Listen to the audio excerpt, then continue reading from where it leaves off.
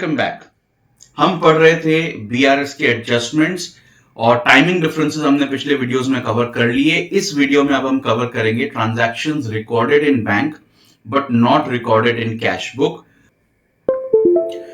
तो ये ट्रांजैक्शंस दो तरह के हो सकते हैं, या तो receipts in the bank, bank में पैसा आया है और उसकी कोई रिकॉर्डिंग कैश बुक में नहीं हुई है, और या फिर पेमेंट्स, बैंक ने डायरेक्टली पेमेंट कर दिया है, उसकी रिकॉर्डिंग कैश बुक में नहीं हुई है।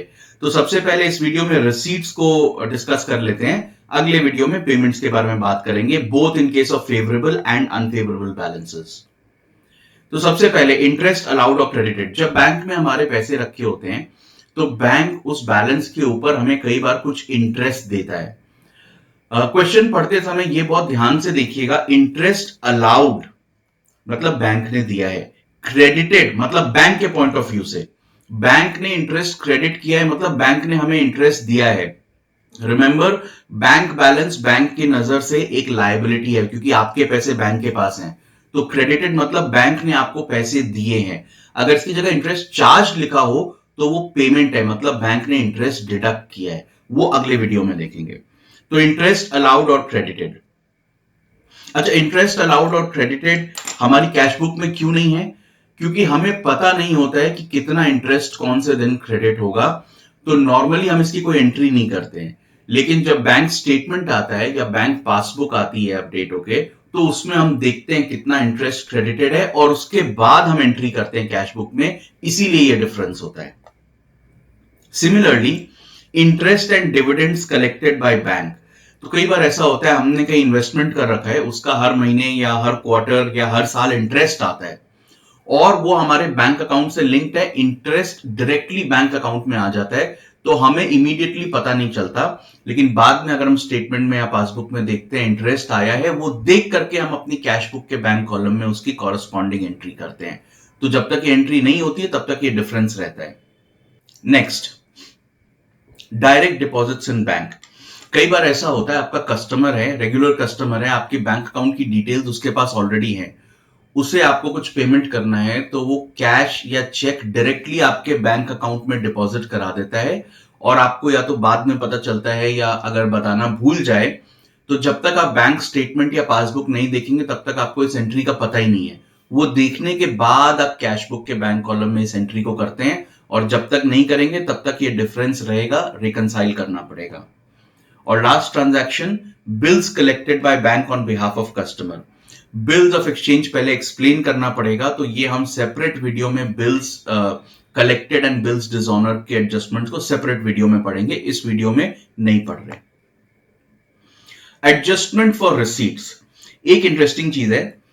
ये रिसीट किसी भी वजह से हो, इंटरेस्ट अलाउड हो, interest dividend collected by bank हो, या direct deposit by anyone into the bank account, doesn't matter, adjustment same ही रहेगा।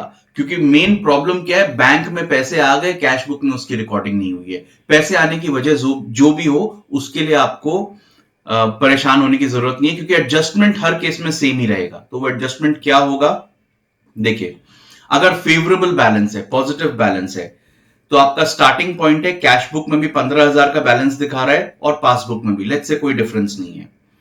अब बैंक ने इंटरेस्ट क्रेडिट कर दिया, या किसी ने आपके बैंक अकाउंट में पैसे जमा करा दिए, या बैंक ने इन्वेस्टमेंट पे कुछ पैसे कलेक्ट कर लिए, आपके बैंक अकाउंट में बेसिकली पैसे आ रहे हैं और इसका आपको अभी तक पता नहीं है। तो पासबुक का बैलेंस तो बढ़ गया, पॉजिटिव बैलेंस, लेकिन कैश बुक का बैलेंस अभी तक बढ़ा नहीं। तो आप इसकी एडजस्टमेंट कैसे करेंगे? अगर हम कैश बुक से स्टार्ट कर रहे हैं और पासबुक की तरफ जा रहे हैं, तो कैश बुक में इसकी कोई एंट्री नहीं है, पासबुक में बैलेंस बढ़ा हुआ है, यहां पर बैलेंस बढ़ा हुआ है 10,000 से, मतलब 10,000 रुपए आपके बैंक अकाउंट में आ गए हैं, तो यहां पर प्लस 10K की एंट्री है। तो इसको रिकंसाइल करने के लिए यहां पर भी प्लस 10K करना पड़ेगा, तो ये बैलेंस हो जाएगा। रिकंसिलिएशन स्टेटमेंट में कैसा दिखेगा, bank balance as per cash book, हम कैश बुक से स्टार्ट कर रहे हैं ना, 15,000 ये वाला बैलेंस। इंटरेस्ट अलाउड और क्रेडिटेड बाय बैंक 10,000, इसकी जगह interest on investment collected by bank भी हो सकता है, डायरेक्टली डिपॉजिटेड इनटू बैंक भी हो सकता है, narration obviously will change. Bank balance as per passbook 25,000। हो गया रिकंसाइल, ये क्रेडिट बैलेंस है, ये डेबिट बैलेंस है। ओके, यही सेम चीज अगर हम पासबुक से शुरू करते तो हम पासबुक से शुरू करके कैश बुक की तरफ जाएंगे। पासबुक में हमने अपने बैलेंस को 10,000 से बढ़ा लिया, कैश बुक में कोई एंट्री आई नहीं है, तो रिकंसाइल करने के लिए लेस करेंगे। Very simple. कैसा दिखेगा reconciliation? Balance as per passbook credit balance, ये वाला बैलेंस 25,000, लेस इंटरेस्ट अलाउड और credited, less investment interest on investment collected by bank, less amount directly deposited into bank, जो भी रीजन हो, 10,000, balance as per cash book debit balance यानी positive balance 15,000। Very simple. Now let us look at the same thing in the case of unfavourable balance. आपके bank account में overdraft situation है and let's say कोई difference नहीं है, आज cash book में भी 15,000 का ओवरड्राफ्ट है और पासबुक के हिसाब से भी 15,000 का ओवरड्राफ्ट है। उसके बाद बैंक ने इंटरेस्ट क्रेडिट कर दिया। वैसे तो इंटरेस्ट क्रेडिट होगा नहीं क्योंकि आप बैंक के पास आपके पैसे नहीं है, आपके पास बैंक के पैसे हैं, इस केस में इंटरेस्ट चार्ज होता है। लेट्स से किसी कस्टमर ने आपके बैंक अकाउंट में 10,000 रुपए डिपॉजिट करा दिए, ये हो सकता है, तो आपके बैंक का ओवरड्राफ्ट कम हो गया बाय 10,000। पिछले केस में एसेट था तो बढ़ गया था, इस केस में लायबिलिटी है, पैसे आ गए, लायबिलिटी कम हो गई, ओवरड्राफ्ट कम हो गया। एडजस्टमेंट कैसे करेंगे? If you are starting with cash book going towards passbook, cash book में इस चीज की कोई एंट्री नहीं है, पासबुक में ओवरड्राफ्ट कम हुआ है, पैसे आए हैं, ओवरड्राफ्ट तो कम होगा ना। तो अब कैश बुक से पासबुक की तरफ जाने के लिए आपको लेस करना पड़ेगा और स्टेटमेंट में ये कैसा दिखेगा? Balance as per cash book credit balance, very important, मतलब ओवरड्राफ्ट 15,000, लेस इंटरेस्ट अलाउड तो होगा नहीं, let's say interest collected by bank 10,000, balance as per passbook debit balance 5,000। तो हम यहां से शुरू करके यहां पे जा रहे हैं, इसीलिए हमें लेस करना है। Let's look at the same transaction. अगर ये पासबुक से शुरू करें तो क्या होगा?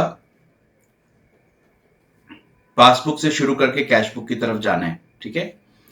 पासबुक में हमने ओवरड्राफ्ट के बैलेंस को कम कर लिया बाय 10,000, कैश बुक में ये एंट्री आई नहीं है, तो रिकंसाइल करने के लिए अब वापस ऐड करना पड़ेगा, तभी रिकंसाइल होगा।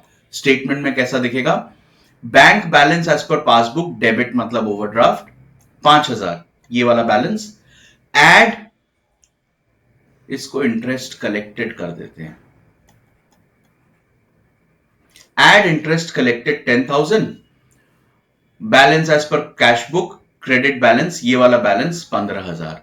तो हम यहां से शुरू करके यहां जा रहे हैं, इसीलिए हम ऐड कर रहे हैं, उसको बढ़ा रहे हैं बैलेंस को, ठीक है। बहुत सिंपल है। तो this was adjustment in case of favourable and unfavourable balance when money is received, जब पैसे आए हैं बैंक में और आपको पता नहीं है। अगले वीडियो में हम देखेंगे सेम चीज पर पेमेंट्स के लिए।